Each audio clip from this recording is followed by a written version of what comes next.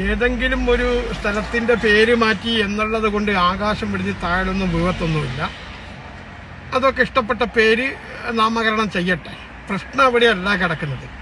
സംഘപരിവാറിനെ വലിക്കാൻ നടക്കുന്ന എന്ന് പറയുന്ന ഒരു ഭരണകൂടത്തിന് നേതൃത്വം കൊടുക്കുന്ന ഒരുത്തൻ ഭരിക്കുന്ന സ്റ്റേറ്റിനകത്ത് സംഘപരിവാറിനെ സുഖിപ്പിക്കാൻ വേണ്ടി എറണാകുളത്തുള്ള TM മുഹമ്മദിന്റെ പേരുണ്ടായ റോഡിന്റെ പേര് മാറ്റി അമരാവതി എന്ന് ആക്കിയിട്ടുണ്ട്. നിങ്ങൾ മനസ്സിലാക്കണം, ഇവനൊക്കെയാ പോലും RSSനെ ഉണ്ടാക്കാൻ നടക്കുന്നത്. എന്നിട്ട് നായികക്ക് 40 വട്ടം കോൺഗ്രസിനെ കുറ്റം പറയാൻ കുറെ വാണങ്ങൾ വരിവരിയായി വരും. മുഴുവൻ കോൺഗ്രസിന്റെ ആൾക്കാരും RSSനെ സൂചിപ്പിക്കുന്നതാണ്, RSSനെ വളർത്തിയാന്നൊക്കെ പറയും. RSSന് ഏറ്റവും കൂടുതൽ സ്റ്റാഗയുള്ള സ്റ്റേറ്റും കൂടിയാണ് കേരളം. അത് ആര് വളർത്തിക്കൊണ്ടുവന്ന് ഇപ്പൊ നിങ്ങൾക്ക് മനസ്സിലായില്ലേ? ഇപ്പം പറയുന്നതൊന്ന്, ചെയ്യുന്നത് മറ്റൊന്ന്. പിന്നെ ഏതെങ്കിലും ഘട്ടത്തിൽ RSSനെതിരെ കുറച്ച് കടുത്ത വാക്കുപയോഗിക്കും. അതെന്തിനാണെന്നറിയോ? ജനങ്ങളെ വിഡ്ഢികളാക്കാൻ വേണ്ടിയാ. കാരണം ഇവര് രണ്ടാളും മൂച്ചിലൊരു അണ്ടർസ്റ്റാൻഡ് വെച്ചിട്ടാണ് അത് പറയുന്നത്. മനസ്സിലായോ?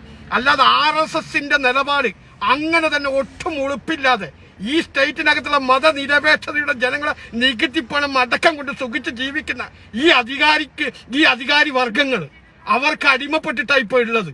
മനസ്സിലാക്കണം. എന്നിട്ട് നായികക്ക് 40 വട്ടം വന്നിട്ട് മൈക്കിന്റെ മുമ്പിൽ അങ്ങ് ഉണ്ടാക്കി കളയും.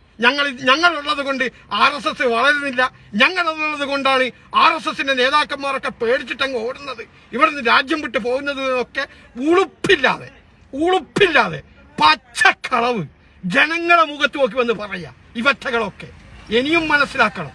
ഇനി കുറെ തലേക്കെട്ടന്മാരുണ്ട് ഇവന്റെയൊക്കെ പിറകിൽ നടക്കുന്നത്. മനസ്സിലായ? RSSന് ഇവനിക്കേ വലിക്കാൻ പറ്റുമെന്നൊക്കെ പറഞ്ഞിട്ട് അപ്പോഴും കോൺഗ്രസിനെ കുറ്റം പറയും. മനസ്സിലായ? കോൺഗ്രസിന് ഒരൊറ്റ നിലപാടേ ഉള്ളൂ. ആ നിലപാട് തന്നെ കോൺഗ്രസ് മുന്നോട്ട് പോകുന്നത്. അത് സംഘപരിവാറിനെ എതിർക്കുക എന്നുള്ളതാ. ആ നിലപാടൊന്നും ഞങ്ങൾ ഏതെങ്കിലും ഘട്ടത്തിൽ വിജയിച്ചിട്ടുണ്ടോ? ഇനി കോൺഗ്രസിനകത്ത് ചില നേതാക്കന്മാർ സംഘപരിവാറിലേക്ക് പോയിട്ടുണ്ട്. അത് കോൺഗ്രസിന്റെ നിലപാടല്ല, അത് ഓരോരോ വ്യക്തിയിലേക്ക് അങ്ങോട്ട് പോകുന്ന. എന്നാൽ ഇവിടെ അങ്ങനെയല്ല. ഇവിടെ സംഘപരിവാറിന്റെ നിലപാട് അങ്ങനെ തന്നെ ഒരു മതനിരപേക്ഷത ഉയർത്തിപ്പിടിക്കുന്ന ഒരു സ്റ്റേറ്റിനകത്ത് ഉണ്ടാക്കി കൊടുക്കുക ഇവ. എന്നിട്ട് ഇവന് ഉളുപ്പില്ലാതെ വന്ന് പറയും ഞങ്ങളങ്ങ് ബലിക്കാൻ നടക്കുന്നതാണ്. എനിക്ക് അടുത്ത നിയമസഭാ ഇലക്ഷനിലേക്ക് ഇവരായിട്ട് ഡീൽ ചെയ്തിട്ടുണ്ട്. അതാണ് ഇവനൊക്കെ അങ്ങ് കേന്ദ്രത്തിൽ പോയപ്പോ കേന്ദ്രത്തിന്റെ BJPയുടെ, ഞാൻ അങ്ങനെ പറയും, രാജ്യത്തിന്റെ എന്ന് പറയാൻ പറ്റത്തില്ല. കാരണം എടുക്കുന്ന നിലപാടുകളൊക്കെ BJPന്റെ നിലപാടുകളാണ്, RSSന്റെ സംഘപരിവാറിന്റെ നിലപാടുകളാണ്. അപ്പൊ അങ്ങനെ ഒരു നിലപാട് സ്വീകരിക്കുന്ന നിർമ്മല സീതാരാമൻ ഒരു വണ്ടിയും പിടിച്ച് കേരള ഹൗസിലേക്ക് കാണാൻ വേണ്ടി പോയിട്ടുണ്ട് കഴിഞ്ഞ കുറച്ചു കാലം മുമ്പ്. എന്താ സംഭവം? ഇതൊരു ഡീലിന്റെ ഭാഗമായിട്ടാ. മനസ്സിലായ?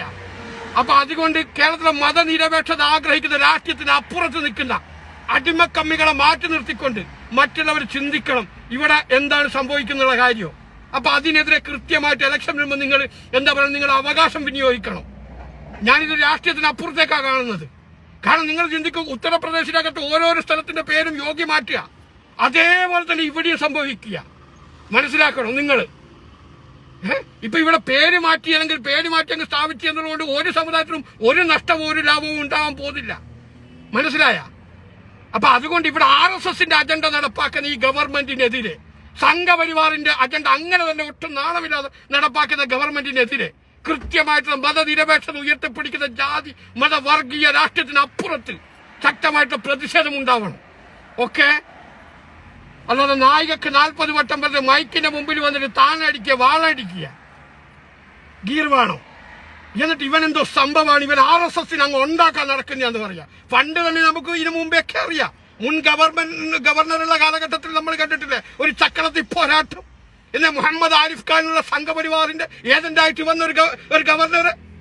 എന്നിട്ട് ഞങ്ങൾ ഗവർണറെ ഉണ്ടാക്കാൻ നടക്കുന്നത് RSSന്റെ അജണ്ട ഇവിടെ നടപ്പാക്കാൻ അനുവദിക്കത്തില്ല. ഇവർ ഒരു പോരാട്ടം, ചക്രത്തി പോരാട്ടം നടത്തുക. എന്തിന്? ജനങ്ങളെ കണ്ണിപ്പൊടിയിടാൻ.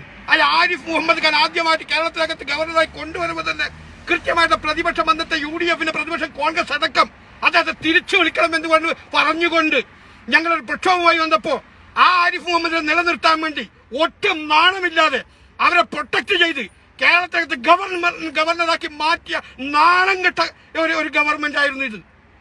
നിങ്ങൾക്കറിയില്ലേ? അങ്ങനെ RSSന് വേണ്ടിയിട്ട് കുടലൂത്ത് നടത്തുന്ന ആണും പെണ്ണും കെട്ട ഒരു നിലപാടും ഇല്ലാത്ത നശിച്ച പ്രത്യശാസ്ത്രമുള്ള ഒരു പാർട്ടിയെ അധംപതിച്ച് ഈ CPM എന്ന് പറയുന്ന ഈ പാർട്ടി, അത് നിങ്ങൾ മനസ്സിലാക്കണം. അപ്പൊ അതുകൊണ്ട് ഞാൻ ആവർത്തിച്ച് പറയുന്നത്, ഇതിനകത്ത് സംഘപരിവാറിനെ എതിർക്കാൻ UDF-നല്ലാതെ കേരളത്തിൽ ഒരാൾക്കും കഴിയത്തില്ല എന്നുള്ള ബോധം നിങ്ങൾക്ക് ഉണ്ടാവണം. സുരക്ഷമായി ഉറങ്ങാൻ, നിങ്ങൾക്ക് സുരക്ഷമായി സഞ്ചരിക്കാൻ, എന്തിനും ഞാൻ പറയട്ടെ, സംഘപരിവാറിന്റെ എല്ലാ ഫാസിസവും തടയിടാൻ വേണ്ടി ഇവിടെ UDF-നെ അധികാരത്തിൽ കൊണ്ടുവരേണ്ട ഒരു ബാധ്യത മതനിരപേക്ഷത ഉയർത്തിപ്പിടിക്കുന്ന ജനങ്ങളെ ഏറ്റെടുക്കണമെന്ന് മാത്രം പറഞ്ഞു വെച്ചുകൊണ്ട് ഞാൻ നിർത്തുന്നു.